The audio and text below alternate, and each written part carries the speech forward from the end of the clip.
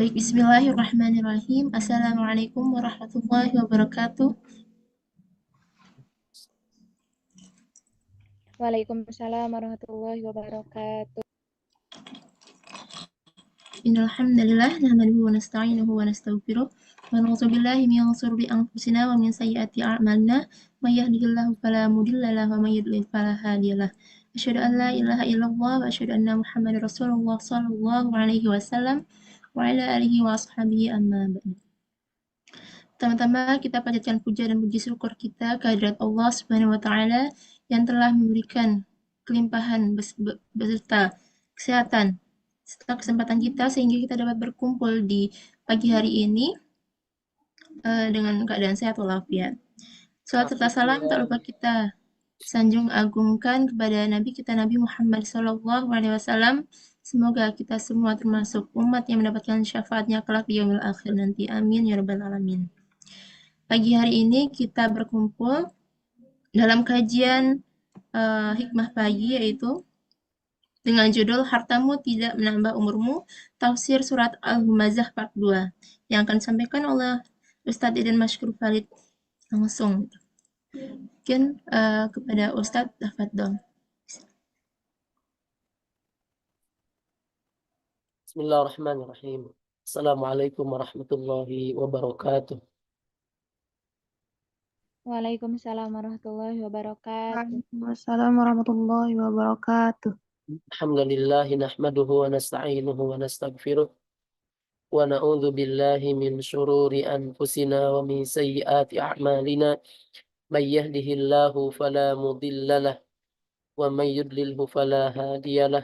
Asyhadu an la ilaha illallah wa asyhadu anna Muhammadan abduhu wa rasuluh. Allahumma fasalli wa sallim wa barik wa zid wa an'im ala habibil karim nabiyyina wa maulana Muhammadin wa ala alihi wa ashabihi wa man tabi'ahum bi ihsanin ila yaumiddin. Para santriwati, para musyrifah yang alhamdulillah pagi hari ini bisa kembali bersua di taklim Jumat pagi. Mudah-mudahan semua kita dalam keadaan sehat walafiat. Yang sakit semoga Allah berikan kesembuhan yang sempurna. Teman-teman semua, tentu pertama kali kita ungkapkan rasa syukur kepada Allah. Dan insya Allah hadirnya kita duduk di majelis ilmu pada pagi ini bagian dari syukur kita kepada Allah Subhanahu wa ta'ala. Begitu banyak nikmat dari Allah yang Allah berikan kepada kita. Sehingga Allah menyampaikannya, wa in ta'uddu ni'matallahi la tuhsuha. Sekiranya menghitung nikmat Allah, maka saking banyaknya nikmat Allah tidak akan terhitung jumlah nikmatnya.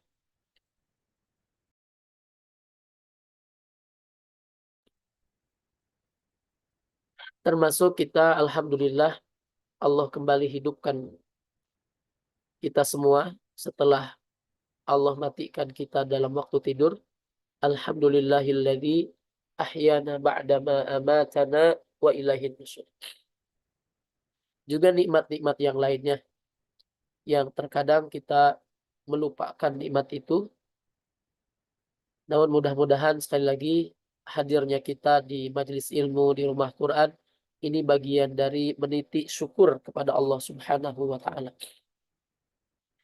Teman-teman, di 2 pekan lalu kita mulai membahas surah Al-Humazah.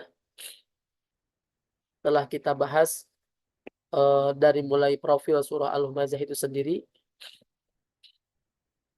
Kemarin kita bahas dari mulai profilnya.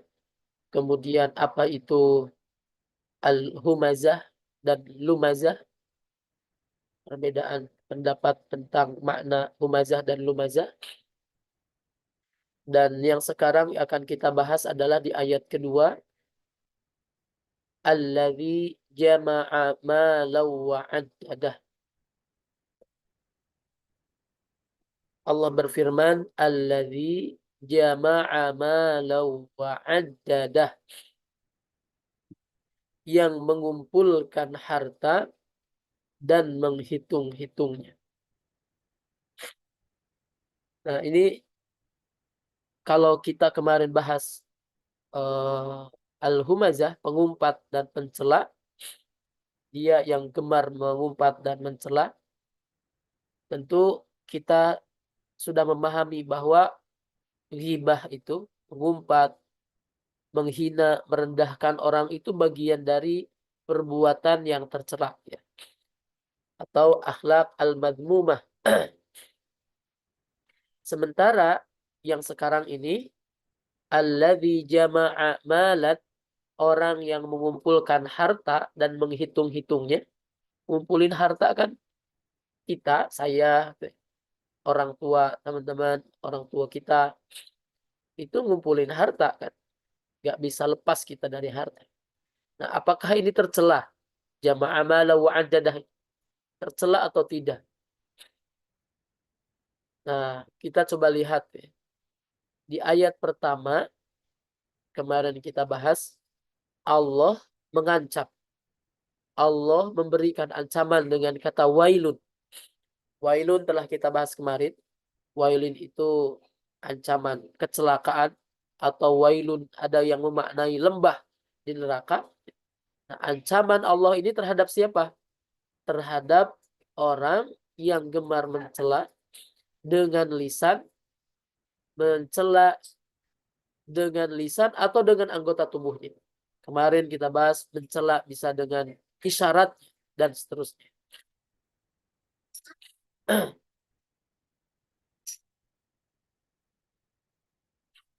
Nah, sementara di ayat kedua ini,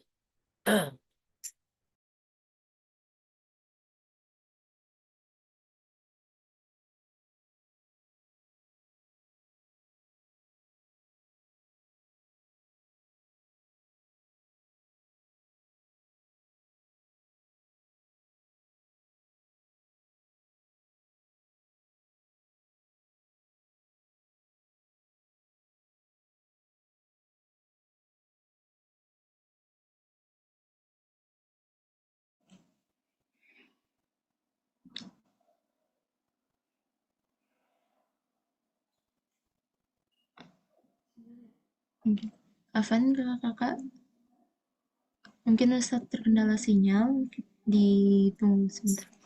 Ya. oke, lanjut lagi.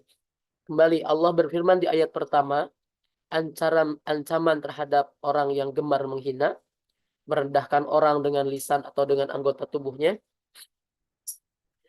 Juga celaan terhadap orang yang suka mengumpat. Nah, sementara di ayat kedua, ini masih celaan juga buat orang yang suka mengumpulkan harta dan menghitung-hitungnya. Nanti yang seperti apa nanti akan kita jelaskan. Nah, apakah ada hubungan ayat 1 dengan ayat kedua ini? Kalau ayat pertama itu bicara orang yang tadi mengumpat dan mencela, sementara kedua ini orang mengumpulkan harta, seolah wajar. Nah, teman-teman semua, ayat kedua ini mengumpulkan harta, menghitung-hitungnya, menumpuk harta dan terus dihitung gitu ya. Ini diantara isyarat menjadi sebab perbuatan orang bisa mencela, mengumpat, merendahkan itu karena perbuatan di ayat kedua ini. Orang ngitungin duit dulu, hartanya, asetnya. Mereka yang suka ngumpat, menghinakan orang, mencela itu, di antara sebabnya adalah dia yang ngumpulin harta, sering menghitung-hitungnya, dan dia kira hartanya itu akan membuat dia kekal. Nanti di ayat ketiga, yahsabu annama lahu akhlad. Di seseorang menghina, seseorang gemar suka mencaci, merendahkan orang itu, di antara penyebabnya adalah dia yang ngumpulin banyak harta, sering menghitungnya, dan dia kira hartanya itu akan membuat dia kekal.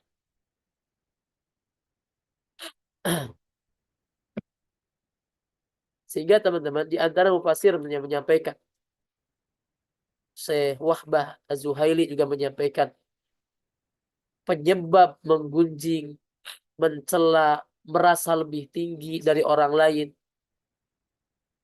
adalah salah satunya harta. Harta itu bisa membuat orang pelakunya, orang banyak harta ataupun sedikit harta, apalagi yang banyak hartanya, bisa jadi merendahkan orang. Kalau kita tanya misalnya yang banyak orang yang sombong itu orang kaya atau orang miskin? Orang kaya, orang miskin. Orang Boleh kaya. jadi kedua-duanya. Tapi orang kaya sombong bisa jadi ada. Tapi kayaknya keterlaluan kalau orang yang miskin tapi dia sombong. Jadi, orang yang sombong itu mudah merendahkan orang.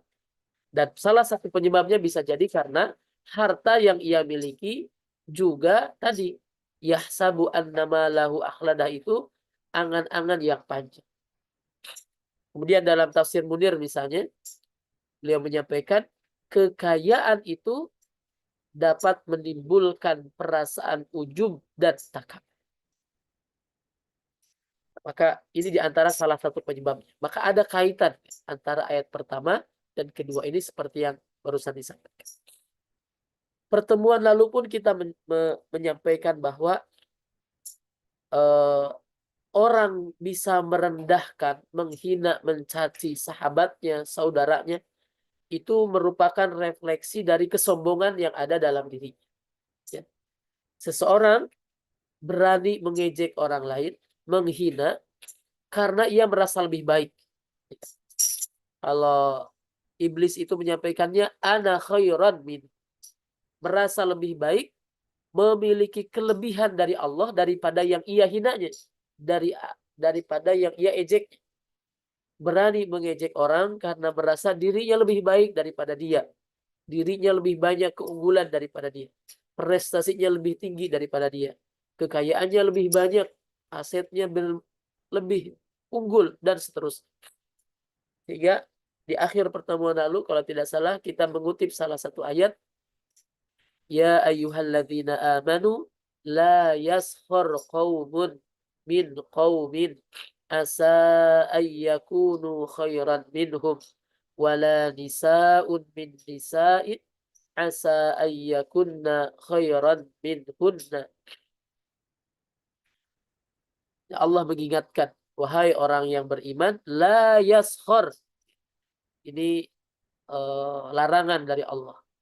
Jangan apa? Jangan merendahkan suatu kaum, sekumpulan orang merendahkan orang lain. Jangan. Kenapa? Asa ayyakunu khairan minhum. Boleh jadi yang ia hinakan, yang ia rendahkan itu lebih baik daripada kamu. Termasuk wala nisa'um min nisa'in asa ayyakunna khairan minhun. Begitu juga jangan sekumpulan perempuan merendahkan perempuan lainnya. Ini harus kita waspadai itu ya. Kemarin kita bahas bagaimana bahayanya, bahaya merendahkan orang. Kenapa juga iblis dikeluarin dari surga itu, di antaranya karena dia merasa lebih daripada Adam sehingga gak mau sujud, merendahkan Adam karena dia merasa lebih dari Nabiullah Adam, maka gak boleh. Jangan merendahkan. Siapapun kita tidak boleh merendahkan orang lain. Alladzi jama'a malan wa 'addadah. Dia ngumpulin harta. Dia mengumpulkan harta. Orang yang suka ngumpulin harta, wa 'addadahu, dan menghitungnya. Di kata 'addadahu berasal dari kata 'adda, dari menghitung. Nah, ini menggambarkan orang yang dikaitkan dengan ayat pertama ya. Orang yang mencela itu bukan hanya ngumpulin harta. Ngumpulin harta di sisi lain nggak jadi masalah. Tapi dia bukan hanya ngumpulin harta, tapi begitu cintanya terhadap harta, sampai dia setiap saat menghitungnya. Nanti kita lanjut, ada kaitan dengan ayat lain. Kalau dalam surah Al-Ma'arij misalnya Allah menyampaikannya, wa jama'a fa'au'a. Mengumpulkan harta benda, lalu menyimpannya. Kaitannya. Dalam tafsir As-Sa'di, beliau menjelaskan ayat ini. Menjelaskan alladzi jama'a mala wa addadah itu adalah menurut beliau di antara sifat orang yang alhamzu wal lamzu kemarin, alhammaz wal lamaz, orang yang suka mengumpat dan mencela itu dialah orang yang gak ada dalam pikirannya kecuali ngumpulin harta, ngumpulin dunia sebanyak-banyaknya. Dia terus menghitung-hitungnya. Dan beliau menyampaikan tidak ada pada dirinya keinginan untuk berinfak di jalan Allah, di jalan kebaikan. Dia tidak ada keinginan dengan hartanya menyambungkan silaturahim dengan yang lain. Nah, ini menurut beliau yang dimaksud dengan alladzi jama'a malan wa addadah.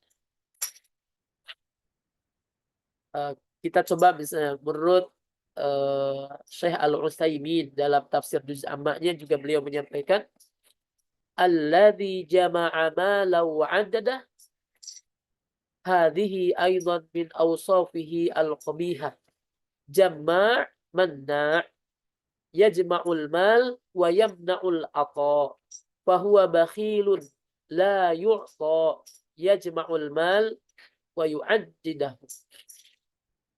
Beliau menyampaikan bahwa alladzi jama'a mala wa addadah ini di antara sifat orang yang tadi merendahkan orang lain. Ini di antara sifat yang jelek. Dia jama' ngebanyakin banyak harta, ngumpulin terus. Tapi di sisi lain dia manna. Manna dia ngumpulin harta, tapi manna dia gak mau memberi. Pelit. Dia nahan hartanya. Yang seharusnya dia tunaikan zakatnya, dia gak menunaikan zakatnya. Yang seharusnya dengan hartanya dia bisa berbagi dengan orang lain, dia manna' yamna'ul ata. Dia gak mau berberi. Dia bakhil. Dia pelit. La yu'ta. Dia gak mau berbagi dengan yang lain. Sehingga kalau beliau itu sampai merinci. Wa'addadah waqila. Menurut beliau, wa'addadahu menghitungnya itu adalah dia menghitung, dilihat hartanya setiap hari, dia cek saldonya, dia hitung pendapatan hariannya, terus dilakukan setiap hari, di pagi harinya, siangnya, sore harinya, sehingga saking sibuknya dia, sampai karena tadi kecintaan kepada dunianya, maka sampai dia melupakan kewajibannya kepada Allah Subhanahu wa ta'ala.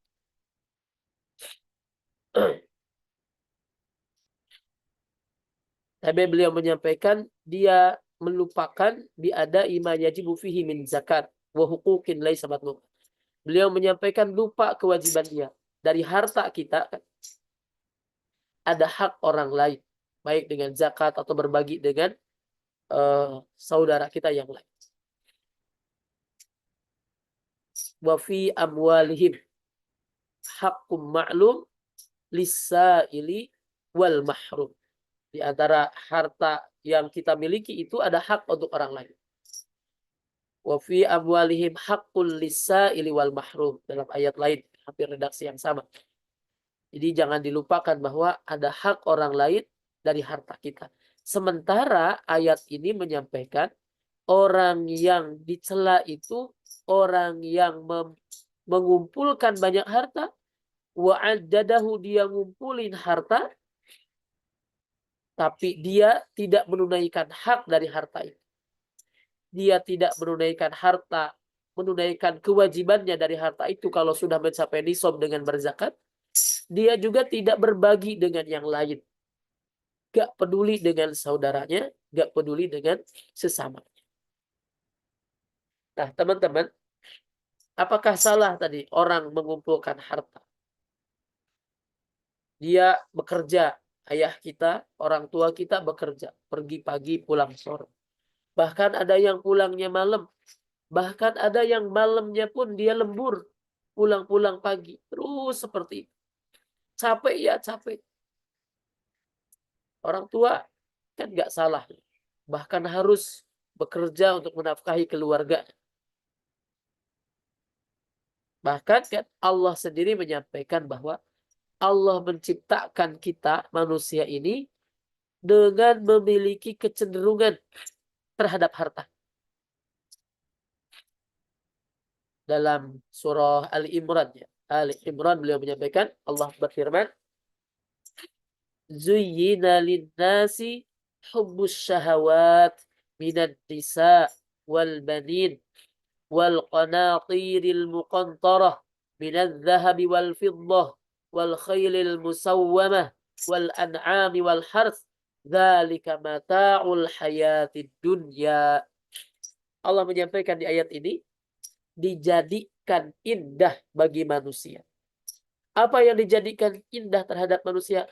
Hubbus syahawat minan nisa'i wal banin. Kecintaan pada aneka kesenangan. Pertama, dalam ayat ini disampaikan di antara kesenangan manusia itu adalah an-nisa, laki-laki suka terhadap perempuan. Bagaimana senangnya seorang ayah, seorang ibu, orang tua terhadap anak-anaknya. Juga kesenangan terhadap harta benda yang bertimbun banyak. Emas, perak, apalagi. Kalau dulu kuda-kuda pilihan. Sekarang kendaraan-kendaraan yang mewah. Peternakan, pertanian. Semua itu adalah dzalika mata'ul hayatid dunya. Semua itu kesenangan hidup di dunia. Dan itu Allah jadikan indah terhadap kita manusia.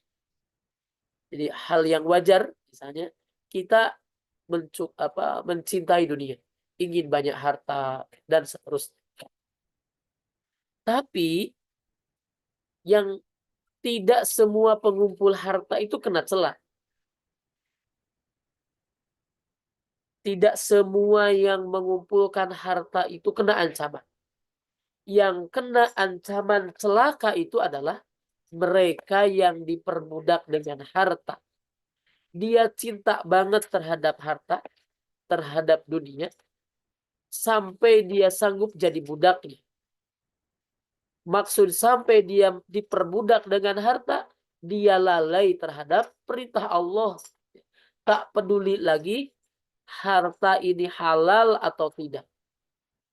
Tak peduli lagi halal atau haram. Dan ini yang harus kita waspadai terhadap fitnah dunia. Orang itu banyak yang diuji dengan gemerlapnya dunia. Diuji dengan banyaknya harta. Nah, sehingga kata Rasulullah SAW menyampaikan hadis yang diterima dari Abu Hurairah. Rasul menyampaikan, badiru bil a'malis salihah. Segera kalian beramal soleh. Sebelum datang fitnah. Apakah fitnah ini sudah datang atau belum?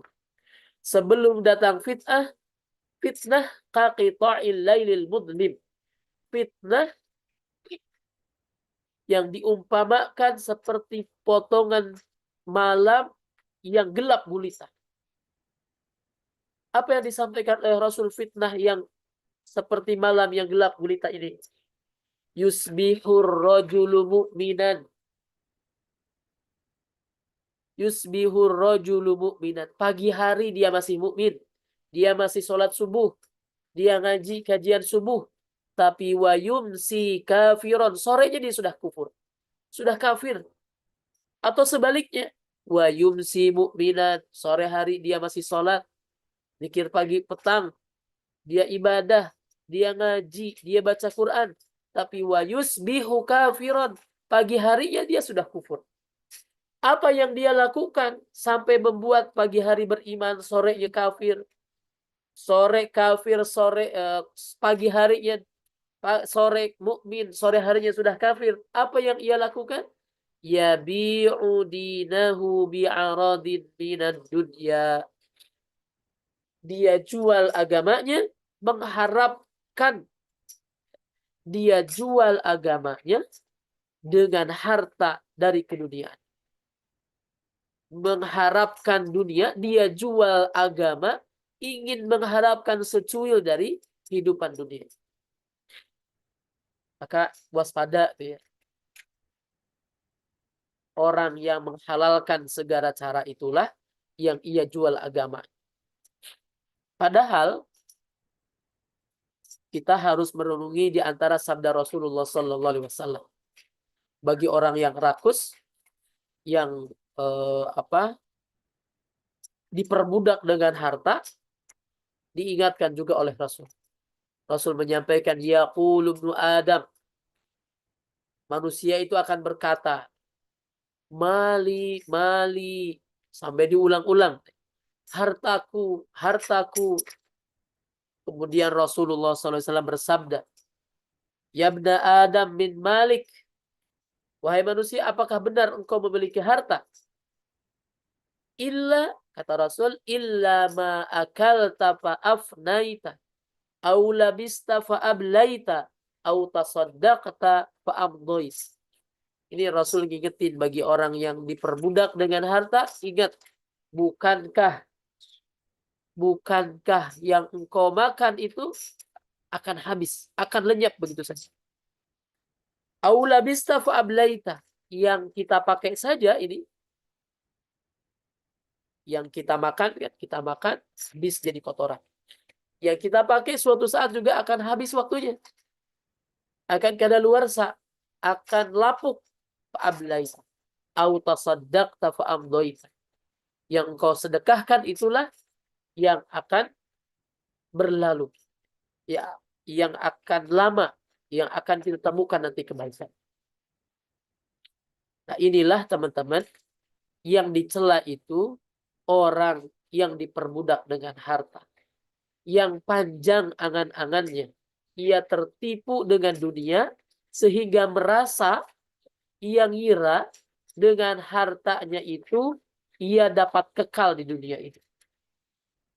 Yahsabu anna malahu akhladah, ia kira hartanya itu, ini baru perkiraan dia, ia kira hartanya itu dapat membuat dia kekal. Sehingga ada yang mengomentari dengan kata akhladah.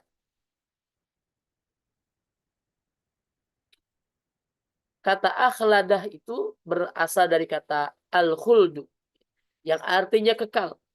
Akhladah, bentuk kata kerja madhi, lampau. Maksudnya adalah mudhari, masa mendatang. Ini isyarat juga bahwa prasangkanya yang mengira hartanya itu akan membuat dia kekal, perasaannya, ya sangkaannya itu sudah mantap, sangkaannya itu sudah bulat, sudah menunjukkan suatu kepastian bahwa pasti prasangkanya itu akan terjadi.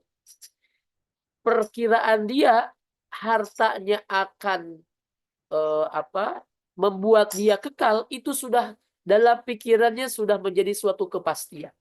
Pasti dengan harta yang ia miliki akan dia membuat dia kekal. Merasa akan hidup selamanya, merasa akan kondisinya begitu terus. Kondisi dengan banyak harta, kondisi dengan banyak pengikut, kondisi memiliki kekuasaan, itu akan terus seperti itu. Padahal kalau dalam surah lain misalnya, watilkal ayyamu nudawiluha, Allah itu kan akan putar, hari-hari itu Allah akan putar. Hari ini boleh jadi ia banyak harta. Hari ini boleh jadi ia banyak followersnya, pengikutnya. Hari ini boleh jadi ia memiliki kekuasaan. Suatu saat dia akan kembali menjadi seorang rakyat. Hari ini boleh jadi seorang raja. Kan habis masa kekuasaan. Boleh jadi juga dia banyak pengikutnya. Suatu saat pengikutnya malah akan mencaci dia. Boleh jadi. Suatu saat atau hari ini dia banyak hartanya. Bagi Allah mudah untuk mencabut hartanya dari dia. Atau boleh jadi ia sadar bahwa suatu saat dia akan mati. Tapi ia tidak pernah menyiapkan bekal untuk kehidupan setelah kematian. Seakan-akan ini yang yahsabu annama lahu akhlada ini, seakan-akan ia hidup abadi di dunia ini dengan harta yang dia miliki. Dengan ia milikinya. Sehingga dia lupa. Dia terkadang ingat mati, tapi dia tetap aja gak mempersiapkan bahwa ada kehidupan setelah kematiannya. Yahsabu annama lahu akhlad.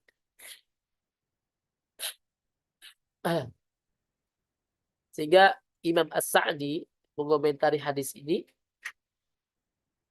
dia mengira dengan kebodohannya, katanya, annama lahu akhlada, bahwa hartanya itu akan membuat dia kekal di dunia, maka dia dengan segala cara, dengan segala upaya untuk terus menumpukan hartanya. Fi tanmiyati malihi, terus menambah harta, menyimpan hartanya, menumpuk hartanya. Ia kira tadi, alladzi yazunnu annahu, dia kira dengan mengumpulkan harta itu dia akan menambah juga umurnya. Dia tidak tahu bahwa orang yang bakhil itu justru akan menghapuskan umur dia. Akan membumi hanguskan rumahnya, hartanya. Sementara orang yang baik itu akan menambah umurnya. Ini menurut beliau mengomentari yahsabu annama lahu akhlad. Kemudian dalam tafsir Al-Muyassar misalnya juga mengomentari, dia mengira orang yang mengumpulkan harta itu hartanya akan jadi jaminan bagi dia dengan harta yang dia kumpulkan. Dia merasa al-khulud fid dunya, dia akan merasa kekal di dunia ini. Demikian juga yang disampaikan oleh Syekh Al-Utsaimin. Seseorang yang yahsabu annama lahu akhladah, dia mengira, seseorang ini mengira bahwa hartanya akan membuat dia kekal. Dia mengira hartanya atau kondisinya akan merasa terus seperti itu dengan banyak harta. Kondisinya akan merasa terus seperti itu. Atau akan merasa hartanya itu membuat dia kekal. Kekal dengan kondisinya, kekal dengan merasa karena banyak harta akan merasa terus kondisinya seperti itu, atau kalaupun mati, dia akan merasa terus banyak diingat karena banyak harta. Nah, sehingga beliau menyampaikan li'anna umral insan laisa ma baqiya fid dunya. Umur manusia itu bukan hanya ada di dunia. Tapi umur manusia yang hakikatnya itu adalah yang membuat dia kekal setelah kematian. Maksudnya adalah orangnya boleh jadi sudah mati. Orangnya boleh jadi sudah wafat meninggalkan kita. Tapi ada orang yang meskipun dia sudah meninggal, yang ditinggalkan keluarganya, saudaranya itu, masih dia teringat dan menyebut-nyebut nama dia karena kebaikan. Inilah yahsabu wa yaqulu fi hadhil ayat, orang yahsabu annama lahu akhlada dzikrahu wa atala umruh. Tapi orang yang mengumpulkan harta dengan mengira hartanya akan membuat dia kekal karena kecintaan terhadap dunianya, dia sebaliknya tidak akan mendapatkan apa yang dia kira. Karena nanti la yumbadanna fil hutam. Nah, kita jangan sampai terpedaya dengan harta. Teman-teman misalnya lihat harta orang tua kita. Berapa harga rumah yang dimiliki? Berapa banyak aset yang dimiliki ayah kita? Teman-teman semuanya. Yang tinggal di perumahan, berapa harta rumah? Dihitung. Jangan sampai terpedaya. Kita tahu sabda Rasulullah SAW, Roka'atal fajri khairun minad dunya wa ma fiha. 2 rakaat sholat sunnah fajar itu lebih baik daripada dunia yang kita kumpulkan. Wa ma fiha, lebih baik dunia dan segala isinya. Terkadang, ini jangan sampai kita termasuk orang yang yahsabu annama lahu akhladah ini. Dia ngumpulin banyak harta, kemudian merasa akan kekal dengan hartanya. Ini saking cintanya terhadap dunia. Diingatkan oleh Rasul. 2 rakaat sebelum subuh itu lebih baik daripada dunia yang kita kumpulkan ini. Lebih baik daripada dunia dan segala isinya. Tapi kita sering merasa orang yang kehilangan 2 rakaat sebelum subuh, tapi gak merasa dia kehilangan, gak merasa kehilangan apa-apa. Kalau dia misalnya kehilangan hartanya, kehilangan kendaraannya, seseorang rumahnya hancur, kebakaran, mungkin dia sedih. Sedih, asetnya hilang, ada yang ngambil, rekeningnya dibobol, jutaan habis, miliaran misalnya habis. Dia terpukul. Tapi ketika dia gak melaksanakan sholat sunnah subuh, sebelum subuh, dia gak merasa kehilangan apa-apa. Ini tanda orang yang sudah terpedaya dengan dunia. Dalam surah lain Allah menyampaikannya, bal tu'thirunal hayatad dunya. Dia sudah mementingkan kehidupan dunia. Bal tu'thirunal hayatad dunya. Yang dia pikirin, yang dia pentingkan kehidupan dunianya mulu. Maka ketika ada amal soleh yang dia peluang itu kebaikan, dia gak ambil. Dia terus mementingkan kehidupan dunianya. Dia lupa wal akhiratu khairu wa abqa. Dia lupa bahwa akhirat itu kekal dan tentu juga lebih baik. Maka teman-teman, ini ayat kedua dan ketiga ini jadi pengingat bagi kita. Nanti ya teman-teman, mungkin ada yang sudah di antara teman-teman bekerja. Jangan sampai harta yang kita ingin capai banyak itu, kita kumpulin sebanyak-banyaknya dan merasa harta ini akan membuat kita kekal. Jangan sampai terpedaya. Boleh kita ngumpulin harta. Boleh, bahkan dianjurkan. Kita punya banyak harta untuk menafkahi keluarga, beribadah dengan harta yang kita miliki kan boleh. Beribadah haji, umroh, kita bisa berbagi dengan sesama, bisa mengeluarkan zakat. Tapi jangan sampai karena ingin harta yang banyak, kita terpedaya dengan harta yang kita inginkan tadi. Sampai melupakan kewajiban kita kepada Allah Subhanahu wa Ta'ala. Sampai menjual agama kita.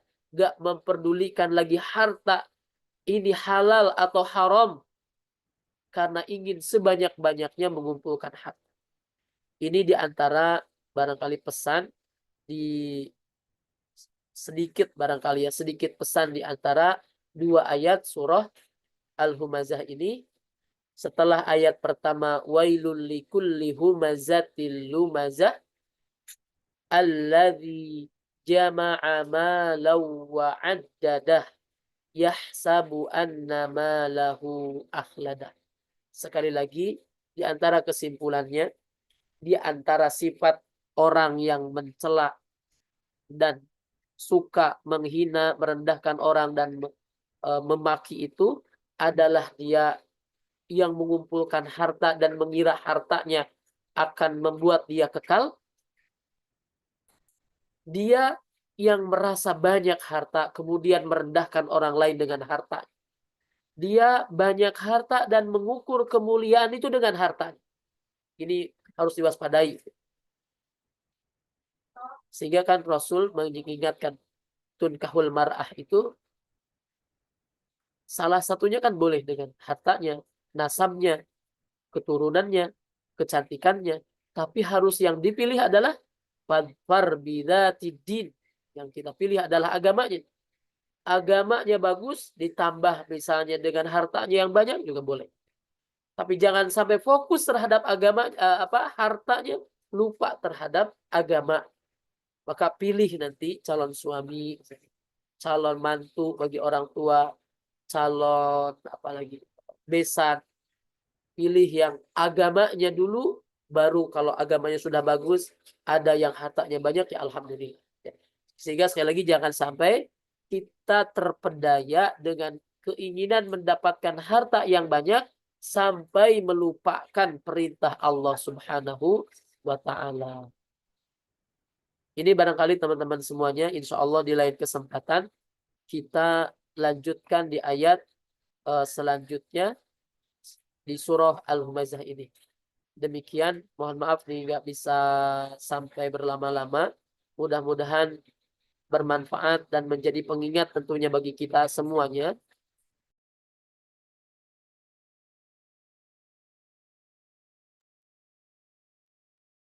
Gitu ya teman-teman semuanya.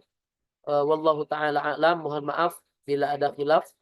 Kesempurnaan milik Allah, kekurangan milik saya pribadi karena fakir ilmu. Mudah-mudahan Allah memaafkan kesalahan kita. Aqulu qouli hadza wa astaghfirullah li wa lakum. Wassalamualaikum warahmatullahi wabarakatuh. Waalaikumsalam warahmatullahi wabarakatuh. Jazakallahu khairan kasiran ya Ustadz. Jadi ada beberapa poin-poin penting yang kita dapat dalam kajian pagi hari ini, di mana tadi di surat Al-Humazah ayat 2 disebutkan bahwa penyebab orang yang mencela atau menggunjing itu adalah salah satunya harta yang menyebabkan orang tersebut sombong. Selanjutnya ayat ketiga juga menjelaskan bahwa manusia itu mengira bahwa hartanya dapat mengekalkannya itu. Padahal ada orang lain yang dimilikinya dari harta kita gitu. Jadi semoga kita bisa mengambil pelajaran bahwa harta dan kedudukan itu tidak akan menambah umur ataupun kemuliaan kita di sisi Allah Subhanahu wa taala kecuali jika harta kita tersebut digunakan di jalannya. Semoga Allah senantiasa menjaga hati kita dari kecintaan yang berlebihan terhadap dunia dan memudahkan kita untuk selalu mengutamakan amal yang bermanfaat di akhirat.